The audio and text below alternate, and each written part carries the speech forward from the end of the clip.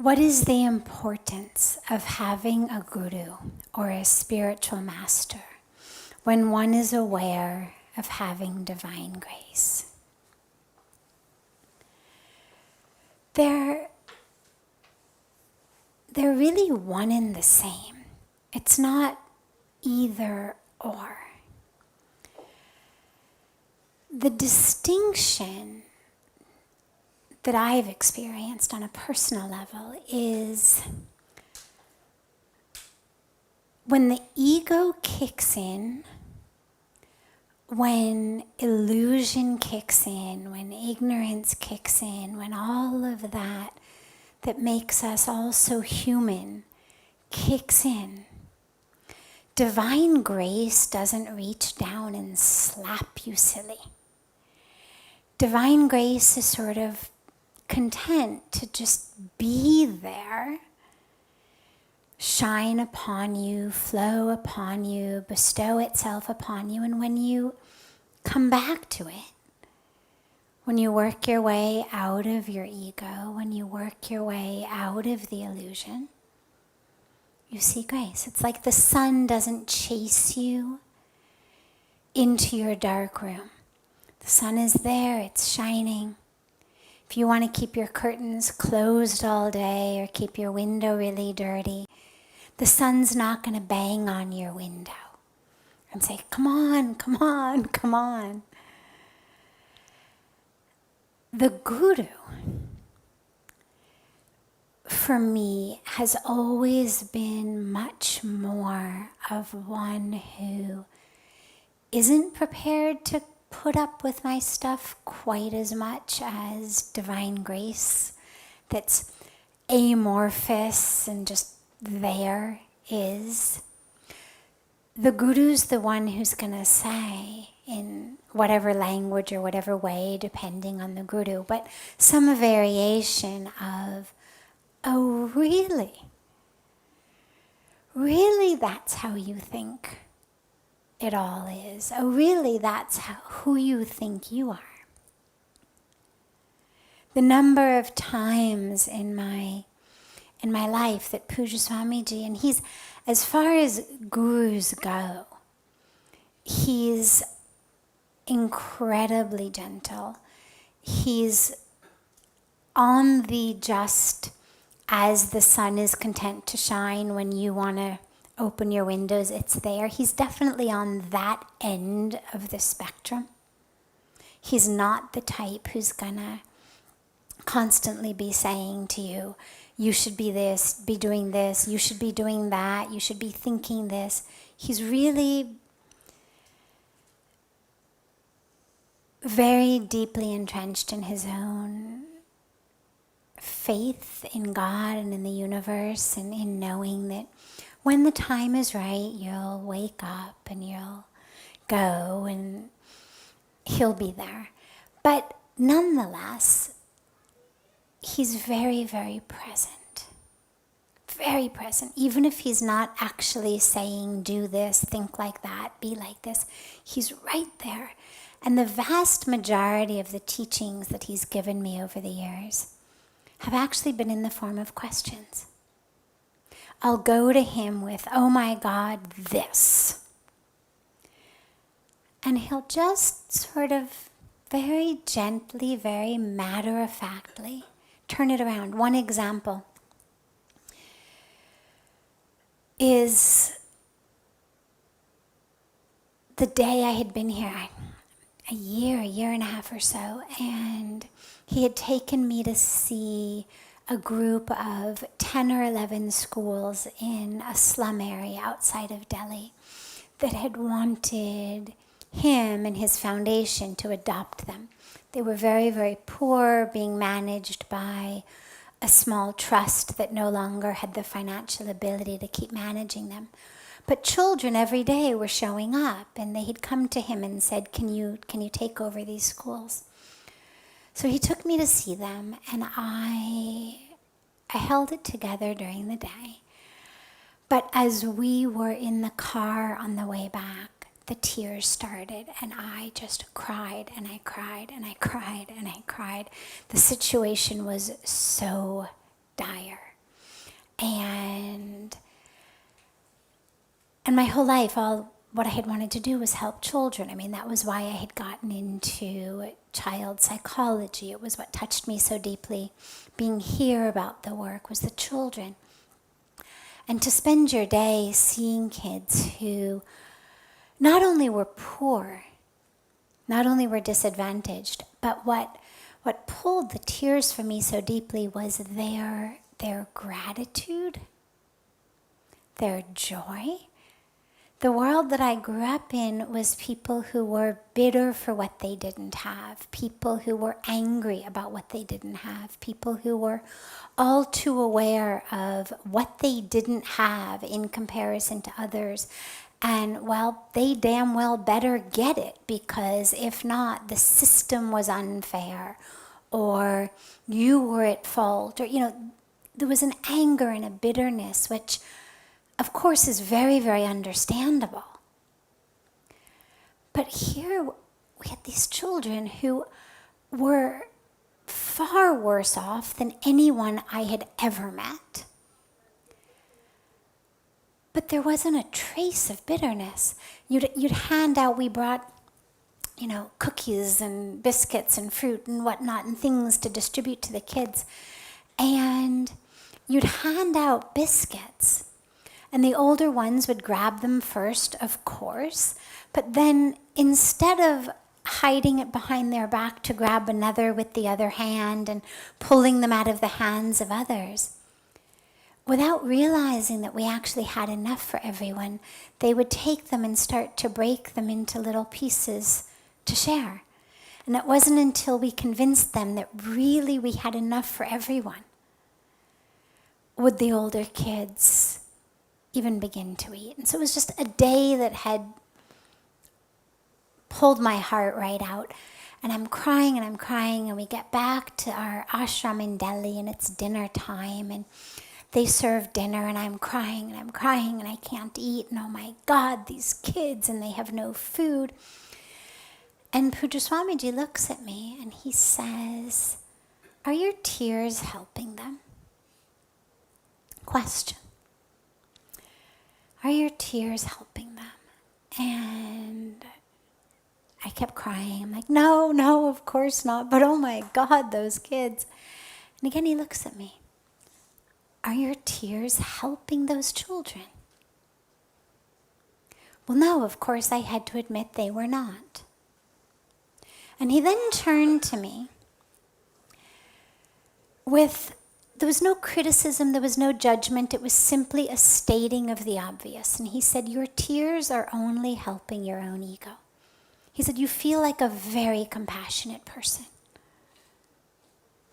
You feel like, look, I'm crying about these children. That makes you feel very compassionate. He said, but actually it's not helping the children at all. If you really want to help the children, eat your dinner, go to sleep, and get up tomorrow morning at 5 o'clock and start figuring out how we are going to raise the money to adopt these 10 schools. And so that's what I did. But I share this particular story, there are dozens like it, because the teaching begins with just a question. It's a question, but now it's a question that never would have occurred to me had the Guru not been there. In fact, my relationship with divine grace would have looked something like, depending on the mood I was in, either, oh God, do something for those children, please. And I would have cried myself to sleep with hands in prayer. Oh God, do something. And when I woke up in the morning and realized that nothing had yet been done, I would have still cried and prayed and cried and prayed and cried and prayed. But the idea of getting off my behind and actually like wiping my tears and starting to figure it out would have taken me a while. Or my relationship with divine grace would have been, how can you exist? How can you exist in a world where this is happening? If there is divine grace, how is there this misery and this poverty? And so I share that because simply being aware of divine grace for me would not have been enough to pull me out of my ego. It needed the touch of a very real, very present, very able to understand me and reflect that back on me being of the Guru. And so I would say that in my experience, in the experience of many, many people I know, the Guru is really important. If you are someone who doesn't have much of an ego, if you are someone whose family of origin, your parents, your family, the culture that you grew up in, was one that really, really just supported the divinity and the fullness of who you are, and if no matter what you did, no matter what grades you got in school, no matter how you performed, just continued to support and encourage and love and praise the fullness and divinity of who you are, then you might be able to get by without a Guru. You might be able to simply connect to grace and live in that. But for those of us who grew up in families and cultures very well-meaning, very well-intentioned, beautiful hearts, but who didn't, for example, always simply support and love and praise us regardless of what grades we got in school, regardless of how we played on the playground, regardless of whether our room was clean or dirty. Those of us who grew up in a world in which who we are and how worthy we felt was contingent in any way upon what we did, how we performed, how we looked. Anybody whose parents ever said things like, "Why can't you be like so-and-so?" Again, well-meaning. They're all doing the very best they can. But what that does to our psyche is it creates a sense of, I am how I perform. I am my grades, I am my results, I am all of these things. And this is how the ego develops. And then the ego spends the rest of your life playing games. Playing games to make itself feel okay. And they may be games of the mind, they may be games of the heart, so the relationships that it gets you in. The ego plays all kinds of games. The situations it puts us in, the people makes us fall in love with, people it makes us fight with. These are all games of the ego to work out the stuff that we're trying to work our way through. And for that, if you don't have a Guru, it's very, very, very difficult because the ego is so good. It's so good at convincing you of whatever it wants to convince you. And what Guru means, literally, is simply the one who removes the darkness and brings the light. That's what a Guru is. It's gotten slightly a negative connotation in the West,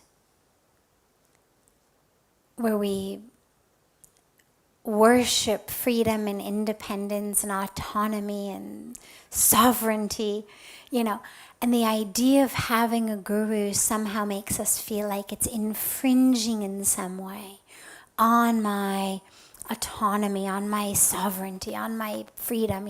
Now there's going to be this person who's going to tell me what to do. But the truth is, if you're really honest,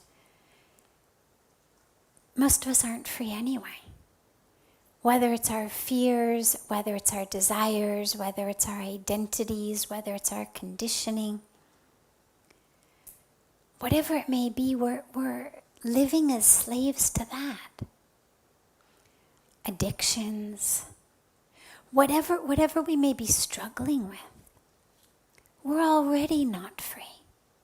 We're just living in service of patterns of thought, habits of living, expectations, attachments, desires. We're already following someone else's agenda, the ego's agenda.